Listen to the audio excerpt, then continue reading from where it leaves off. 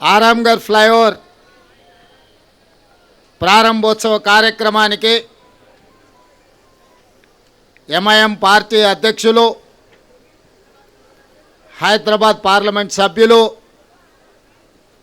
మీ అభిమాన నాయకుడు అసదుద్దీన్ ఓవైసీ గారు, సహచర మంత్రివర్గ సభ్యులు దుద్దిల్ల శ్రీధర్ బాబు గారు, శాసనసభలో ఎంఐఎం పక్ష నాయకులు నా చిన్నప్పటి మిత్రుడు అక్బరుద్దీన్ ఓవైసీ గారు,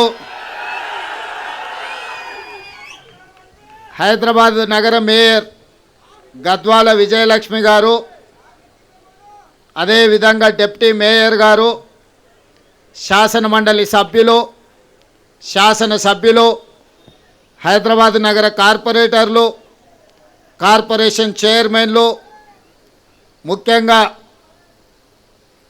హైదరాబాద్ పార్లమెంట్ ప్రాంతం సంబంధించిన వేలాది మంది యువకులు ఈరోజు ఈ ఫ్లైఓవర్ ప్రారంభోత్సవ కార్యక్రమంలో పాల్గొని ప్రభుత్వం చేస్తున్న అభివృద్ధికి అండగా నిలబడ్డందుకు మీకు అందరికీ మనస్ఫూర్తిగా ధన్యవాదాలు. మిత్రులారా, 2005 నుంచి 2009 లోపల ఆనాడు డాక్టర్ వైఎస్ రాజశేఖర రెడ్డి గారు ముఖ్యమంత్రి ఉన్నప్పుడు 11.5 కిలోమీటర్ల మొత్తం ఉమ్మడి రాష్ట్రంలోని అతిపెద్ద ఫ్లైఓవర్ పివి నరసింహారావు గారి ఫ్లైఓవర్ ఆనాడు మనం నిర్మించుకోవడం జరిగింది.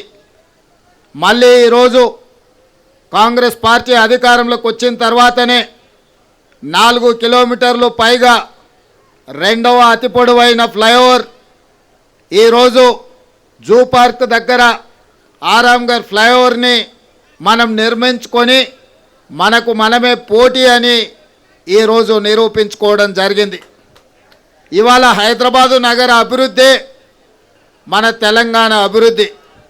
ఈ హైదరాబాదు నగర అభివృద్ధి కోసం మన ప్రభుత్వం వచ్చినప్పటి నుండి ప్రణాళికలు చేసి, ప్రణాళికలలో భాగంగా రోడ్ల విస్తరణ, మెట్రో రైల్ నిర్మాణం, తాగునీటి సమస్యల పరిష్కారం, అదేవిధంగా శాంతి భద్రతల పరిరక్షణ, నిరుద్యోగ యువకులకు ఉద్యోగ ఉపాధి అవకాశాల కార్యక్రమాలన్నిటిని కూడా తీసుకొని ఒకటొక్కటిగా పరిష్కరించుకుంటూ ప్రజాప్రతినిధుల చేత చర్చ చేస్తూ ఈ సమస్యలను అన్నిటిని కూడా పరిష్కరించుకున్నాం.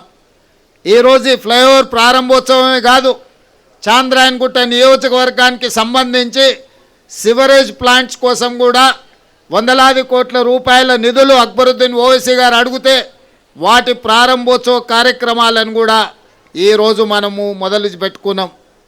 ఈరోజు చాలామంది నగర అభివృద్ధి గురించి ఎదురు చూస్తున్నారు. ఈ నగర అభివృద్ధిలో మెట్రో విస్తరించాల్సిన అవసరం ఉన్నది, గోదావరి జలాలను తీసుకురావాల్సిన అవసరం ఉన్నది, మూసీ నదిని పునరుజ్జీవింపజేయాల్సిన అవసరం ఉన్నది.